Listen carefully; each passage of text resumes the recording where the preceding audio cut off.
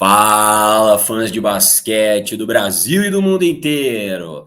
Como estamos? Tudo bem? Esse é o Poste Baixo, NBB. Estamos discutindo aqui as oitavas de final. Eu e meu amigo Davi Gomes. E aí, Davi, como estamos? E aí, como estamos? Tudo certo, cara. O NBB já É. nas boas fases, né, do playoff agora, então muita coisa para poder falar, muitos acontecimentos que até a gente não esperava, né? Bom, a gente já está aqui com os confrontos na tela. Tivemos algumas controvérsias ao que a gente conversou na semana passada, né?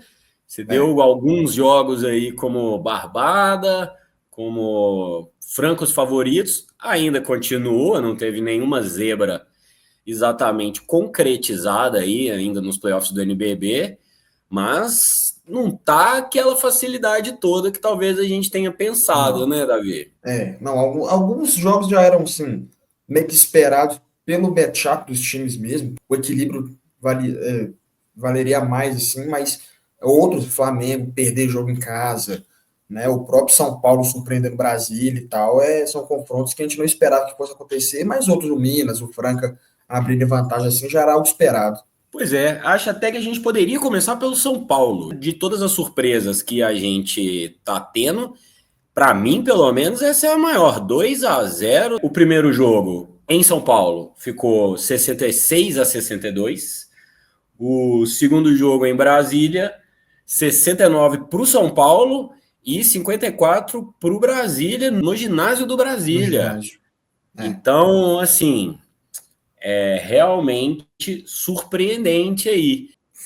O São Paulo ele tem uma estatística muito curiosa que ele chegou a ficar com 2 vitórias em 17 jogos, numa reta final de NBB, desde o final do ano passado, né, desde a última semana de jogos do ano, até mais ou menos agora, no metade de abril, o São Paulo estava com duas em 17, foi voltar a vencer um jogo do Minas, que já não queria nada com nada, um jogo em São Paulo, e aí desde então o São Paulo está com 4 vitórias seguidas. Então é uma campanha até que um pouco esquisita, né? Era um time que era um bom elenco, um elenco que disputava, assim, não mudou, não teve tantas mudanças, tiveram até adições interessantes para esse ano, mas que surpreendentemente vem batendo no Brasil em 2 jogos, que era um time que terminou em quarto, né? O Brasília com um elenco não tão estrelado, mas um elenco muito unido, em que você via os jogos, em quem assistiu os jogos do Brasil, eles viam que disputava bastante, e o São Paulo foi e tá ganhando deles assim, com uma naturalidade, né? Assim, bateu eles em casa, não foi um confronto tão complicado assim. Fora de casa, eles até chegaram a abrir uma boa vantagem. O Brasília diminuiu, mas o São Paulo conseguiu manter. Mas esse comeback, né, essa volta deles, assim, depois de uma sequência absurdamente ruim, é até um curioso, mas bom, porque o São Paulo é um time da liga, um dos grandes, né? Então, assim, você ter um time brigando forte assim, já vai ser. Se o São Paulo concretizar essa classificação, vai ser o segundo ano que eles tiram um time com mando, né? Ano passado tiraram do Facisa também, sem vantagem de mando de quadra, e esse ano contra o time do Brasília é uma mesma situação. Vamos ver como é que o São Paulo vai vir, porque assim, é um time bom, tá? Apesar das perdas, né? Perder o Tyrone, perder alguns outros jogadores, mas com a chegada do André Góes e de outros jogadores, perder o treinador também, assim, tava uma bagunça, dá para dizer assim. Eu falei no episódio passado do projeto do São Paulo pode acabar para o ano que vem, então assim, a gente não sabe como é que vai ser. O São Paulo eu acho que talvez seja o caso, né? O time estava vencendo os jogos que venceu durante a temporada, meio apesar de todo o cenário, né? Tem uma coisa assim que parece que é um time que não se entregou a essas notícias, né? O São Paulo declarou no meio do campeonato que o projeto ano que vem talvez nem aconteça, se acontecer, vai ter uma redução drástica de verba. E imagina o ambiente, né? Imagina para um André Góes da vida, que chegou esse ano e já não sabe o que vai acontecer, né? Ele tem nome, outros jogadores eu acho que não teriam dificuldade de se reposicionar aí, pelo menos dentro do NBB, mas para o time em si é muito desafiador, né? Trabalhar com esse tipo de notícia.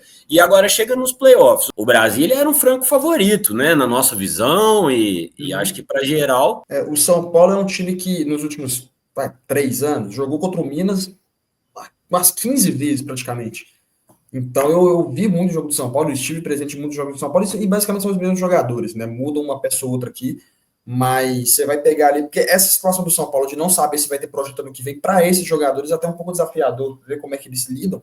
Porque você pega, por exemplo, o André Góes, né, eu te chamo de velho de guerra da liga, e Ricardo Fischer, seleção brasileira. Você tem outros jogadores, o Cordeiro Bennett também viveu a vida no São Paulo praticamente. O Faverani, que jogou na NBA, né, teve passagens não tão boa assim, mas estava lá, bateu um Boston Celtics da vida e tal. Então são jogadores que têm uma experiência muito grande, mas que talvez nunca tenham pegado um projeto desse, né? Um projeto de provavelmente quando foram mostrar o projeto, ó, vem para cá jogar aqui, a gente tem um elenco interessante, realmente tinha, mas é um projeto que pode acabar. Então para esses caras, eu não sei como é que é o mental deles. Você tem Malcolm Miller também, que é o cara que está no São Paulo há muito tempo também. Esses caras, a maioria deles já foram campeões, super campeões, já foram campeões de NBB por outros times, já foram campeões de BCLA pelo próprio São Paulo, e tá aí um projeto que talvez acabe. Então, assim, o conjunto, né, é muito bom. Você me perguntou, quem é o destaque do time? Cara, o Malcolm Miller é um cara que é impressionante, assim, você pisca que ele já tá com 15 pontos no jogo. O Cordeiro Bennett talvez não exploda para fazer 15, 18 pontos por jogo, mas ele tá lá defendendo, que é um cachorro louco. O Coelho vindo do banco, o Fischer, que é um cara que tem uma experiência absurda, que sabe controlar o jogo, cadenciar, quando precisa correr ele corre, quando precisa parar ele para. É um time excelente, são bons jogadores. Então eu acho que é por isso, assim, às vezes o São Paulo com as individualidades, ele consegue se sobressair aos seus adversários, e é o que o Brasília falta. Às vezes o Brasília falta isso, né? É um time que, como estava em último na temporada passada e agora, com um jogador ou outro que mudou, é um time novo indo em playoff. Para bater em playoff, talvez não tem essa casca ainda, né? Às vezes, se bater no ano que vem contra esse mesmo São Paulo, pode ter mais chance. Mas esse ano, vendo pelas individualidades, o São Paulo ele tem uma cara maior de playoff, um time mais experiente de playoff que ajuda num confronto desse. Eu acho que a gente tem uma oportunidade de discutir aqui essa coisa do futebol, né? Dos times de futebol com projetos de basquete. Então eu queria aproveitar esse assunto para a gente discutir um pouco, sabe o quê? Da futebolização do basquete brasileiro, né? Porque isso é visto por muita gente como uma espécie de solução, né? Para ter público, para aproveitar ali a credibilidade das instituições, às vezes para conseguir algum patrocínio e tal. Só que aí entra uma outra característica do futebol brasileiro, e que acaba que o esporte brasileiro é um pouco assim, mas no futebol isso fica muito claro, que é esse caos, essa falta de planejamento, essa coisa de que troca a diretoria, tudo pode mudar, né? Tudo vão querer trocar as diversas áreas do clube, seja no caso do campo, o técnico, jogadores e comissão técnica e tudo, e no caso da quadra é pior ainda, porque se decide, né, igual eles falaram, acabar com um projeto. O que você vê dessa futebolização do basquete nesse sentido, né, Davi? Dos times, né, de futebolização, de times de futebol, que tem os times de futebol no NBB, eu acho que tem algumas diferenças, assim. Você tem o Flamengo, que o orçamento do Flamengo, a grana do Flamengo basquete, ela é uma, do Flamengo do futebol é outra. Então elas não se misturam. Do Corinthians também, eu imagino que seja algo um pouco parecido, mas também, assim, o orçamento do Flamengo no futebol, ele extrapola tudo, né? Então ele é muito maior do que o dos outros. Então ela não precisa dessa ajuda, né? No basquete também não. Mas no São Paulo, eu fui até olhar ver aqui ó, informações assim, de alguns anos atrás, que você via que o orçamento total do São Paulo para a temporada era tipo 6 milhões de reais. Não é muito complicado, porque é um time que tem marca, um time que tem nome, mas que não atrai a grande parte dos patrocinadores assim para poder botar a grana para poder ajudar. Então, às vezes, fica dependendo de uma coisa ou outra, assim, e às vezes foi o risco de acontecer, pode acontecer que é acabar o projeto. São poucos os times, né? Assim, Franca não tem um time de basquete, mas tem um apoio muito forte do SESI lá, porque Franca é conhecido como a capital do basquete e tal, e outros projetos também, União Corinthians no Rio Grande do Sul e tal. Aqui, o Minas, ele sempre consegue captar alguns patrocinadores principais assim, que conseguem colocar mais grana. Então, essa questão de futebolização, assim, eu vejo que ela tem muito mais sobre o que acontece fora da quadra do que dentro da quadra. Porque dentro da quadra os caras estão ali para defender a camisa do time que for. Tá pagando o salário deles, eles vão querer jogar, dar a vida lá e tal. Mas outras questões assim também, eu acho que falta um pouco do torcedor mesmo ter esse apoio, né? Você não vê assim, no ginásio do São Paulo lotar todos os jogos. O Flamengo ele até consegue captar um pouco mais de torcida, mas jogar no Maracanãzinho, que é um ginásio muito grande, para lotar é muito complicado, só se for um jogo muito chamativo, né? Mas o São Paulo ele não nota com muita frequência, o Corinthians ele não nota com muita frequência, ainda mais que assim, no futebol vai ter um jogo, vai ter dia que vai ter um jogo do futebol, vai ter um dia que vai ter jogo do basquete ao mesmo tempo, o cara não vai querer ver o basquete. Então, acho que falta um pouco a liga entender quais são os times que ela tem,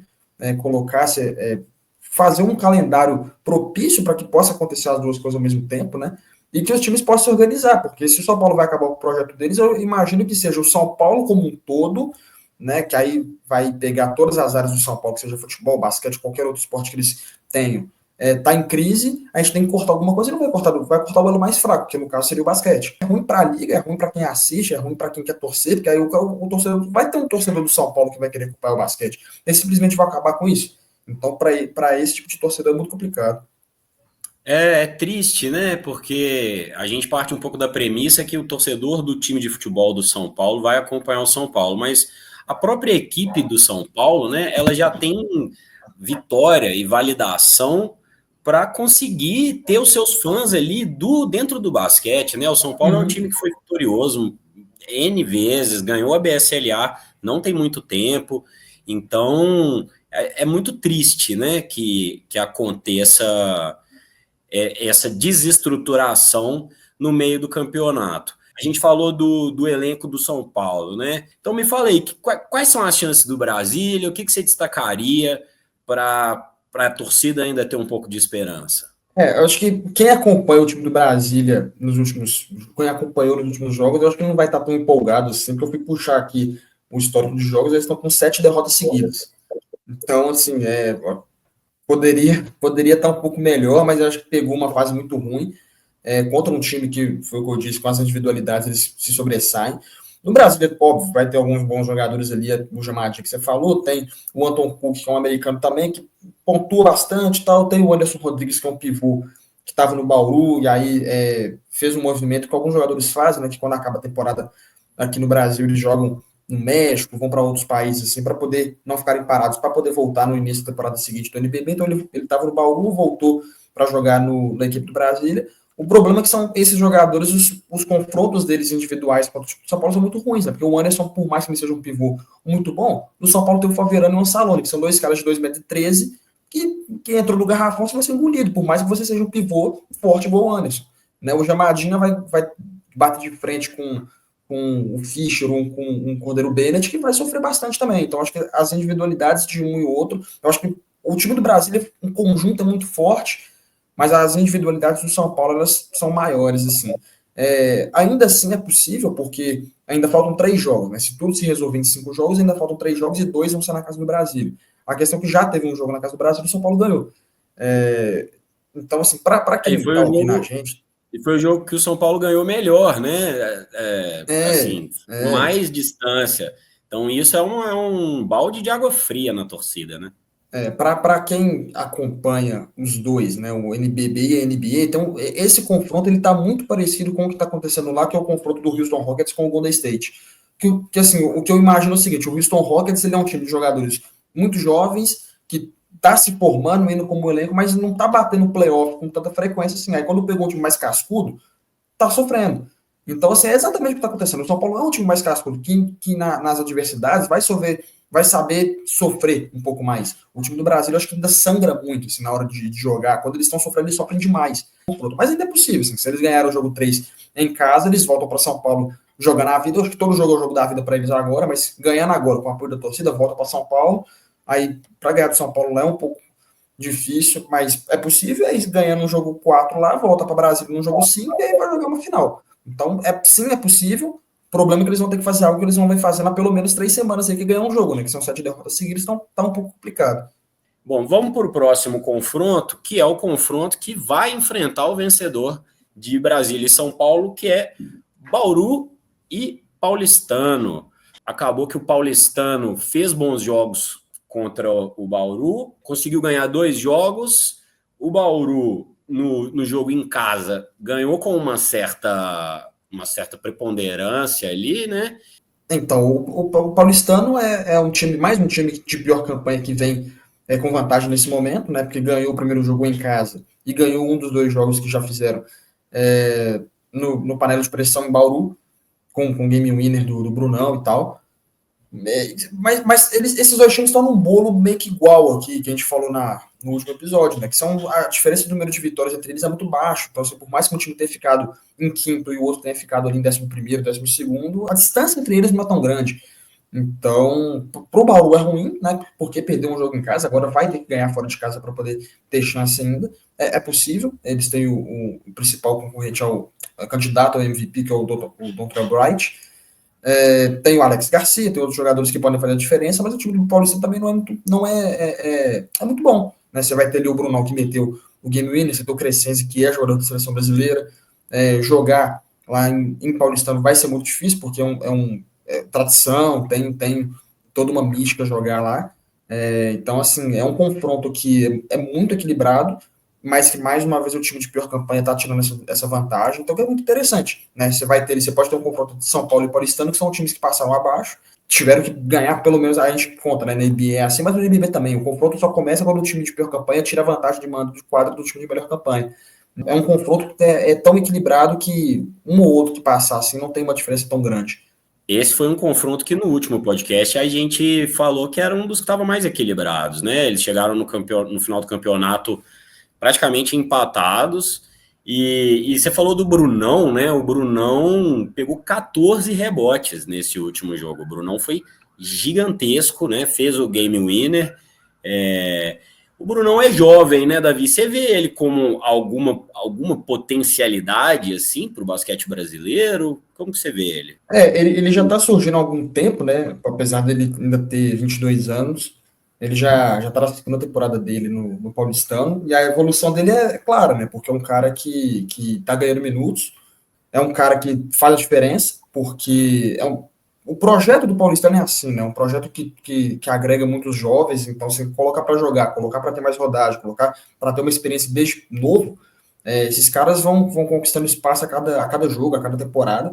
E ele, na segunda temporada dele, você já viu uma evolução assim, de pontuação, de pegar rebote. É um cara que vai ganhando destaque, vai ganhando. O nome dele vai surgindo na liga com mais frequência. Então, sem dúvidas, é um cara que, junto do Crescenzi ali, é quem comanda o time do Paulistano. E muito importante, porque à medida que você vai pontuando a cada jogo, pegando rebote, fazendo game winner, você vai ganhando destaque. Se na temporada que vem ele ficar no Paulistano, talvez seja até uma surpresa para quem acompanha. O Paulistano agora, se vencer em casa, é uma vitória simples, ele vai eliminar o Bauru, que era um time que, não sei, eu mesmo via como um time superior, né? Você me citou aí, tem o Alex, tem uma série de coisas, era um time mais bem acabado, né? O Andrezão estava no Jogo das Estrelas e tudo. A água tá subindo aí para o Bauru, né? Eu estaria preocupado lá em Bauru. Bom, para o próximo confronto aqui, Vasco e São José, né? Por tabela, é o jogo mais equilibrado, porque o Vasco passou em oitavo e o São José passou em nono. O São José ele não é um time ruim, longe disso, foi talvez. Teria até que puxar essa estatística, mas o São José ganhou do Minas, do Flamengo e do Franca. Então não é um time de bobeira, não é um time que é uma surpresa. Ganhou ali e conseguiu uma vitória. Ganhou dos 3 melhores times do campeonato. E jogar com o Vasco em São Januário é sempre muito difícil, mas conseguiram lá, o São José conseguiu lá ganhar, então assim, ele traz uma vantagem, né, de anímica, de voltar para casa em São José, precisando ganhar um jogo para empatar tudo em 2-2 e voltar para São Januário, que é um lugar onde eles já venceram. São duas equipes que têm ali os seus principais valores, né, o Vasco com o Paulite, com o Marquinhos, que está se despedindo da liga esse ano, então ele quer ter o seu The Last Dance, e o São José com o Adiel, que estava com alguns problemas, ele jogou no Pinheiros, aí jogou no Paulistano, teve que sair correndo de lá, assim, foi até uma situação um pouco esquisita. O São José acolheu ele para poder jogar e está sendo um dos destaques do time. Então, assim, igual eu disse, por tabela, o confronto mais equilibrado. Em número de vitórias também as equipes ficaram até iguais, né? O Vasco teve uma vitória a mais com 18-17, então, assim, não é algo que aquela assim, São José que ficou abaixo ganhar é uma surpresa, não, longe disso. E eu estaria preocupado, viu, na diretoria do Vasco ali, porque passa esse astral de que perdeu uma oportunidade, né, de finalizar ali o terceiro jogo, enfim. E aí, o vencedor desse jogo vai pegar ninguém menos do que o vencedor de Minas e Mogi, né, Davi? O nosso Minas aí, essa série parece que é a série que tá mais fácil, ou a série que tá Uhum. mais favorável para um dos times. Você concorda com essa afirmação? O time do Minas, ele tá conseguindo ter uma, assim, os jogos estão começando um pouco mais complicados do que deveria ser, né? Esses primeiros quartos, assim, o Mogi, ele até consegue dar algumas arrancadas e tal, ficar à frente do placar algumas vezes, mas quando o Minas engrena, fica um pouco complicado. E essa descomplicar esse tipo de jogo está sendo fundamental para o Minas, porque não está caçando os caras. O Léo Costa ele consegue rodar o elenco de uma maneira que ele consegue jogar com um time no primeiro tempo e no segundo tempo já botar os meninos para jogar, porque já abriu ali 10, 15, 20 pontos de vantagem. Então você descansa ali os seus principais jogadores, tanto é que no último jogo o Vini Silva, que é um reserva, foi o maior pontuador do jogo vindo do banco, não contou com o Fusaro machucado e não fez falta, né? A verdade é essa. Conseguiu dar ritmo de jogo para o Yuri, que está voltando de uma lesão séria, limitar a pontuação de alguns dos seus principais jogadores para poder não estourar eles para frente e consegue administrar bem os jogos. Não acredito que o Mogi tenha força para vencer o Minas em um jogo fora de casa, vai ser o terceiro, então acredito que o Minas fecha a série e aí torce para que a série do Vasco se estenda o máximo possível até 5 jogos, porque enquanto o Minas descansa, os times estão jogando, então o Minas ele está com uma Pois vantagem é. excelente. Não acredito que vai ter tanta dificuldade assim para poder passar do Mogi, não. Uma vez eu acho até que você estava comigo quando eu perguntei da superioridade física do Minas para vários adversários, né? Eu perguntei isso para o Léo Costa, técnico do Minas, e ele não quis falar que era isso uma das vantagens do time, uma das coisas que o time tem se apresentado tão bem, né? Entra o banco, né? Entra a galera do banco. E aí parece que é aí que a distância aumenta muito, né? Tanto É. fisicamente quanto até tecnicamente, assim. Com todo respeito ao time do Mogi e aos outros que ficaram na parte de baixo da tabela, você não pode com um time, um campeonato com 18, 19 de time, se passar 16. Querer dar mais tabela, não sei se por questão de patrocinador, de patrocínio de transmissão e tal, mas você não pode colocar. Existe uma chance, claro, o Mogi poderia tirar o Minas. Então, assim, o que você vê de valor no Minas, né? Ontem você comentou, Vini Silva, 18 pontos, 9 rebotes, e ontem o Léo Costa insistiu na coisa de jogar o Scott Machado com o Baralho em vários momentos ali. O que você tá achando Uhum. dessa dupla, assim? A situação de ontem, né? Colocar o. Porque ontem começou com dois armadores, o Scott, o Baralho junto com o Aranha, porque não tinha o Fusaro. Então, foi uma situação um pouco inusitada nesse sentido, quando o Léo Costa teve que colocar ali, não tinha o Yuri para jogar, que está voltando de lesão, talvez ele fosse o substituto de imediato. O Léo Costa está testando aquilo que ele pode testar ao máximo para uma situação específica de um jogo mais para frente que ele acha que pode valer a pena.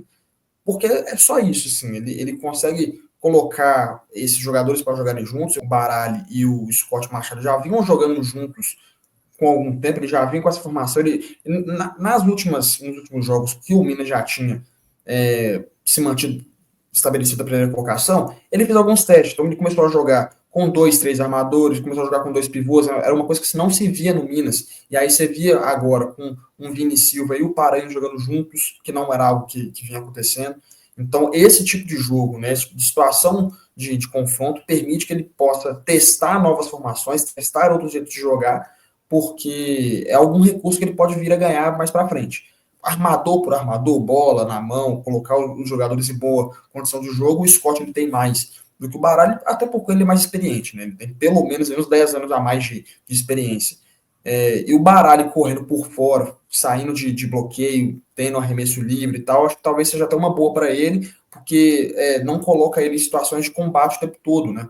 O Baralho é um cara muito frágil, se você pegar o mapa de arremesso dele assim, a maioria vai ser da linha de 3 pontos, porque ele dentro do garrafão, se ele for para lá, os caras vão engolir ele. Então, colocar ele para fazer o jogo sem bola, e com alguém que tenha a condição de passar a bola para ele, talvez seja interessante. Ainda mais agora que o Minas tem um jogador a menos, que o Monteiro saiu, você vai ter mais de uma opção. Então você vai ter correndo por fora, por um lado o Baralho, por outro lado o Arengo, você vai ter o Holloway com um cara que pode fazer essa jogada também, o Mineiro que vem matando bola de 3 pra caramba nos últimos jogos. Se comparar o jogo do Scott Machado nele no Flamengo ano passado e no Minas esse ano, você vê que ele tá ganhando mais destaque. O Léo Costa tá dando o destaque maior que ele merece, porque ele é um excelente jogador, tá com 34 anos, então você é um cara que pode ajudar bastante. Pois é, no cálculo do olho, eu acho que o Scott, ele se sai melhor em situações tipo de dobra, sabe? Quando ele tá carregando a bola e a galera dobra. E aí, nesse caso dos dois jogando junto, se acontece isso, o Baralha aparece livre para o arremesso de três, então fica uma coisa bem favorável para o Minas, né? Ontem, estava vendo aqui, eles tiveram somados 13 assistências, né? Então, assim, foi bem legal aí a participação dos dois.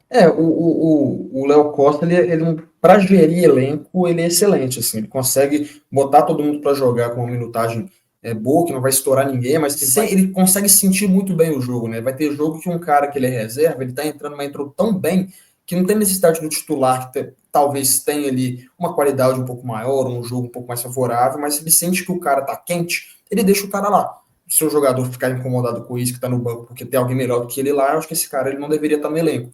Então não é o que acontece, assim, você vê que todo mundo domina, assim, por posição. Você vê que o Baralho e o Scott, eles são caras que se complementam, que quando um tá dentro, outro tá fora, você não sente a falta do outro, mas quando eles jogam junto, melhora. O Arengo, que depois que ganhou uma consistência maior também só evoluiu, mas aí se ele sair vai entrar o Yuri, que é um cara que antes da lesão ajudava bastante, principalmente defensivamente, mas sempre matando uma bola ou outra de três, sempre dando um toco. O Mineiro, que é um cara que veio para o banco de reservas porque o Roller estava muito bem, mas quando entra também aí sempre ajuda, e você tem o Vini Silva, que é um cara que talvez ali, por evolução, talvez seja um dos que mais evoluíram na liga, porque ele começou já com destaque, ele foi MVP da LDB esse ano, começou meio lento e tal, acho que o Léo Costa foi colocando ele para jogar um pouco mais, mas o Vini Silva já tem jogo de 20 pontos contra a Franca, 20 pontos contra o Mogi, 20 pontos contra o Flamengo, se eu não me engano. Ele está aprimorando a bola de três, ele está aprimorando a defesa, ele está sabendo atacar o garrafão muito bem. Então, e aí você colocar assim, aí você vai ter o Paranhos no banco, o Paranhos não vai ficar incomodado, porque quando o Paranhos entrar, ele vai fazer um bom trabalho também.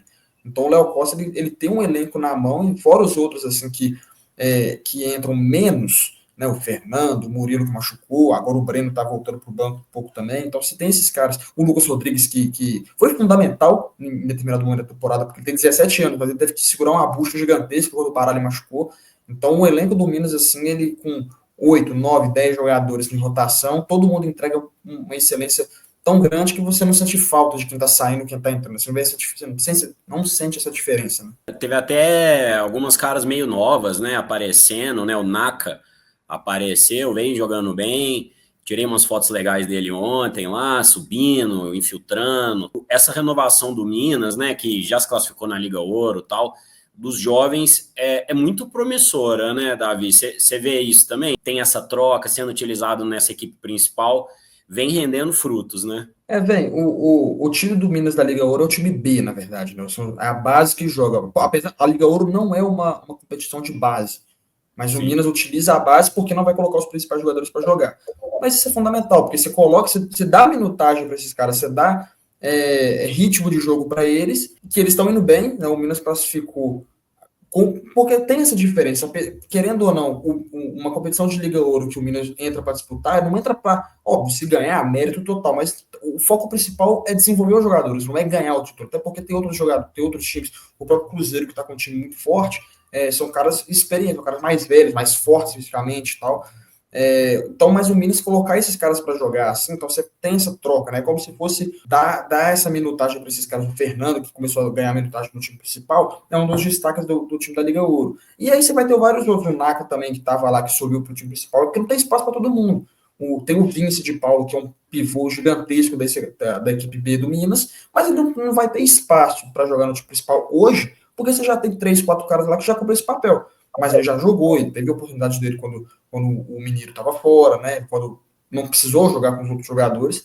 Então, essa troca, né, de experiência dos jogadores mais novos, para eles é fundamental, porque eles ganham, eles não ficam parados esperando a vez deles, eles jogam para poder ter a vez deles. E o Minas só tem a ganhar, porque o time o Minas é conhecido por ter uma base muito forte, sempre foi. Então, você vê assim, o Gui Santos, que está na NBA, saiu do time do Minas, outros jogadores também que saíram do Minas, assim, jovens que agora voltaram, né, o próprio Fusaro, que voltou agora e tal. Então, você vê que o Minas ele é conhecido por desenvolver seus jovens e que você vê que competição, né? Na Liga de Desenvolvimento, na LDB, o Minas sempre bate muito forte, o MVP atual é do Minas, que é o Vini Silva, e na Liga Ouro, que é uma competição que não é de base, coloca a sua base para jogar e os jogadores vão bem. Então, é um trabalho excelente que vem fazendo, que os frutos eles vão ser colhidos daqui a 2, 3 anos, que é quando esses caras estiverem mesmo desenvolvido, mas que agora já começam a ganhar essa rodagem para poder desempenhar um bom papel daqui a uns anos.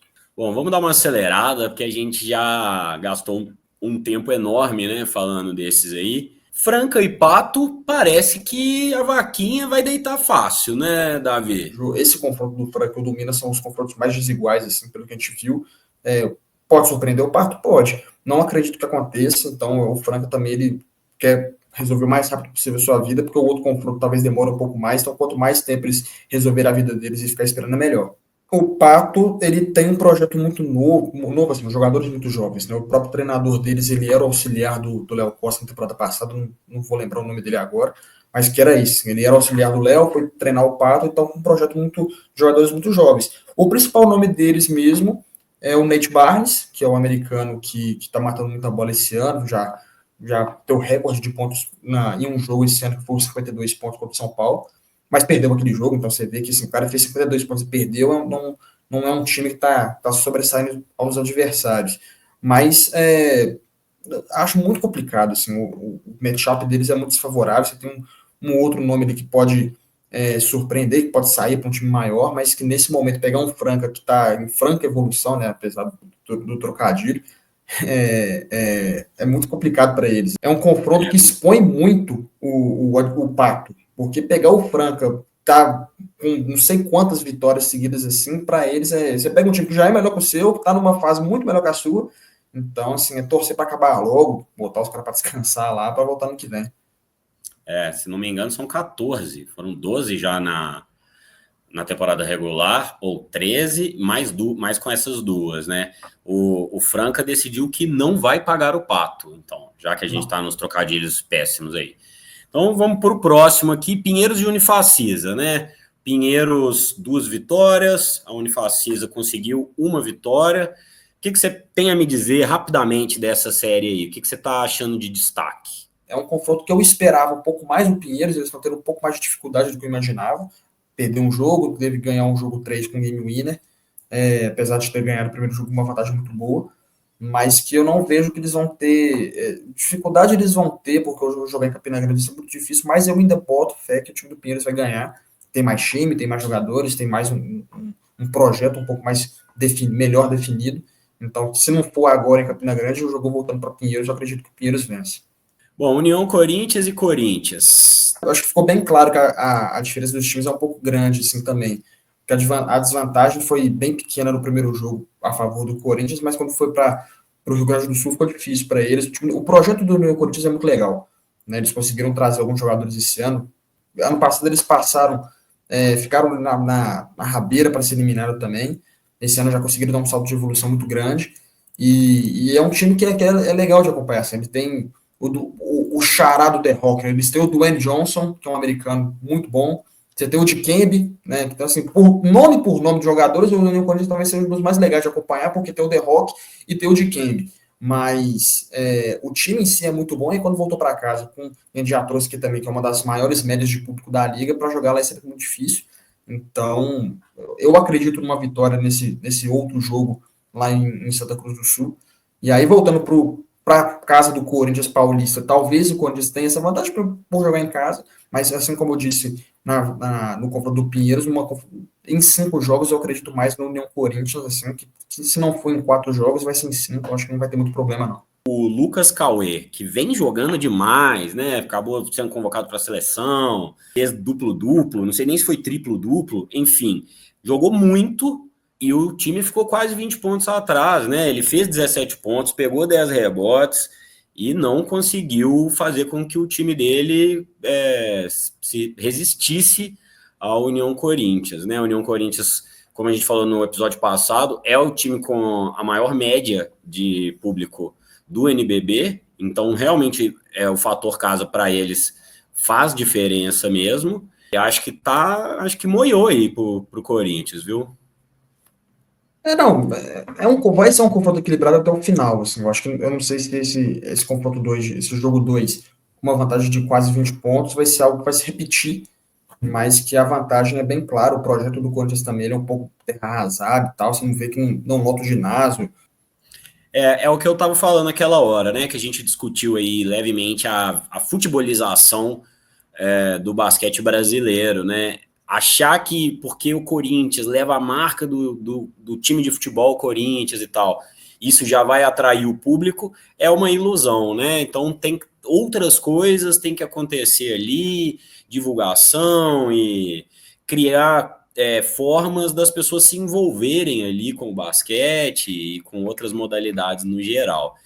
Então agora chegamos aí, seguramos a audiência até agora para falar de Flamengo e Caxias, cara, que tá uma série muito mais complicada do que nós dois previmos, né? O Flamengo ganhou o primeiro jogo e aí perde o segundo jogo em casa, né? Por uma diferença de 2 pontos, mas ainda assim perdeu em casa e vence o segundo por uma distância de 3 pontos, né? Com game winner, com sofrência no final. O que está acontecendo lá no Flamengo, Davi?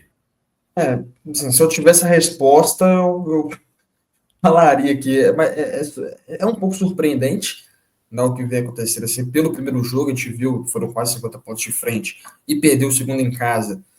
Não era algo que se esperaria, e quase perder o terceiro. Uma situação mesmo parecida, né? O Caxias teve a chance, né, de empatar o jogo, acabou desperdiçando alguns lances livres no final, mas que agora o jogo voltando para Caxias, o Caxias tem uma bela chance, porque, assim, claro, se perder vai ser eliminado, mas se ganhar ele volta para o Rio de Janeiro com uma esperança um pouco maior e com o fato de já ter vencido lá, né? Então, assim, não vai ser algo que vai ser para ele, vai ser muito novo. Você vê que no jogo 2 o Chamel fez 25 pontos, o Chamel aí tá batendo 40 anos se não tiver já batido. Então, você tomar 25 pontos desse. Não que ele não possa fazer isso, mas, assim, não é algo que o Flamengo deveria tomar. Né? Se é um jogo de Caxias, algum outro time um pouco mais parelho com eles, beleza, mas o Flamengo não pode tomar esses 25 pontos do Chamel, igual tomaram, apesar da experiência e tal. Então é O algo Chamel que tem muita qualidade, né? A gente conhece o Chamel do basquete brasileiro já há algum tempo, ele tem muita qualidade, é um cara muito decisivo, mas realmente, assim, com o elenco que o Flamengo tem, né? Você acha que esse técnico, né, o Oveja, já engatou? Como é que você tá vendo o trabalho dele até agora? Foram poucos jogos na temporada regular, né? E desde o Super 8 aí que o Gustavinho saiu, ganhou o Super 8 e saiu.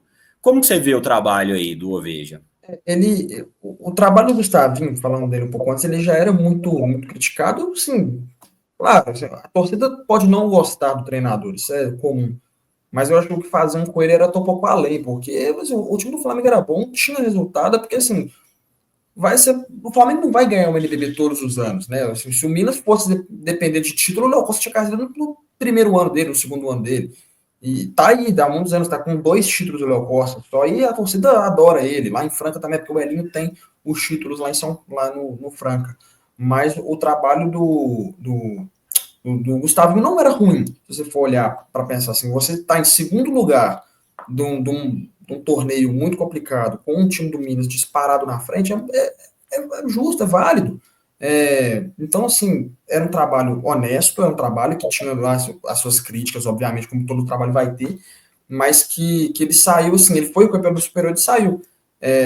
Não acredito que fosse problema do técnico. Se o Flamengo perder, vai ser culpa só do Gustavo. Não, longe disso. Então, eu acho que o Gustavinho tem uma coisa que eu acho que ele se desgastou naquela experiência da seleção, sabe? Eu acho que ele ficou exposto e a torcida do Flamengo é uma torcida muito vaidosa, né? Essa coisa do maior do Brasil, não sei o quê. Então, eu acho que isso deu uma desgastada no Gustavinho. Eu acho que se não tivesse tido isso, eu tendo a achar, a gente não tem bola de cristal, né? O se nunca existe, mas eu tendo a achar que talvez a relação dele com a torcida fosse melhor se ele não tivesse dado esse pulo na seleção brasileira, né? Uma coisa que eu queria muito saber dos próprios jogadores, né? Porque você via que a questão maior era externa, né? Da torcida, da imprensa com o Gustavinho. mas você não via jogador reclamar com ele, achar ruim coisa, quando, né, durante os jogos, assim, que as câmeras focavam nos jogadores, assim, em momentos que o Gustavo estava fazendo uma tática ali, você não via em nenhum momento o jogador questionar, não, então, assim, a questão era muito mais externa, e assim, você demitir um treinador estando em segundo lugar, numa tabela onde o primeiro disparou por muito, é até um pouco injusto com ele, né? Mas é o que você falou, assim, o desgaste da imagem dele já era muito complicado, e aí para o Flamengo é mais fácil demitir e trazer outro do que tentar bancar ele ali no comando técnico. Caxias se superar mesmo, assim, é até louvável você ver como é que o time do Caxias se doa nos jogos, então acho que isso é muito interessante. E ficar de olho nessa outra chave aí dos jogos do Paulistano, do São Paulo e do Vasco, porque os times que de pior campanha podem superar aqueles que tiveram melhor campanha, e seria até interessante para ver como seria o comportamento das equipes que foram eliminadas, né? Porque você vê que o Brasil ficou em quarto, se eliminado por São Paulo, que ficou em 12º, você vê que como seria a reação. Eles podem perder de 3-0, que seria algo até um pouco inimaginável antes dos playoffs começarem. E aí, Minas e Franca, eu acho que são os principais candidatos nesse momento, porque são aqueles que estão demonstrando o melhor basquete, não estão dando chance para os seus adversários e vão ter ali mais tempo de descanso, né? Se tudo correr como eles estão imaginando, vai ter mais tempo para poder se preparar, para poder jogar umas quartas de final até um pouco mais tranquilo. Acompanhem as redes sociais do Poste Baixo, a gente está com vários conteúdos, tanto no Instagram quanto no YouTube. A gente em breve vai estar no TikTok também, no Spotify, nessas coisas. A gente está começando aqui o projeto, mas dê essa força, dê um like, deixa um comentário, manda para o seu colega aí que gosta de basquete. Como diz o Davi, o NBB 25 é um bom NBB, tem sido muito interessante, como a gente falou, até os jogos que pareciam decididos não estão, então o NBB é muito legal. A gente criticou esse lance da participação excessiva, né, de clubes nessa fase, né, entre 18 classificam 16, mas surpresas estão acontecendo e tá muito interessante esse mata-mata doideira do NBB 25, certo, Davi? Certo, é isso. Acompanhe aí a gente aqui e o NBB, porque, como eu já disse, você que critica, você não assiste, você não tem base para criticar nada, né? E quem acompanha gosta. Assim. Você não vai ter uma pessoa que acompanha pra caramba que vai falar que é ruim o produto. Se tiver NBB na sua cidade, não deixe de ir, é muito legal. Geralmente tem um contato mais próximo com os jogadores, com o técnico do que a gente está acostumado. Então, veja o NBB, acompanhe o Poste Baixo, deixa o like, deixe seu comentário e vamos em frente. Até mais, Davi. Até semana que vem. Valeu. Até.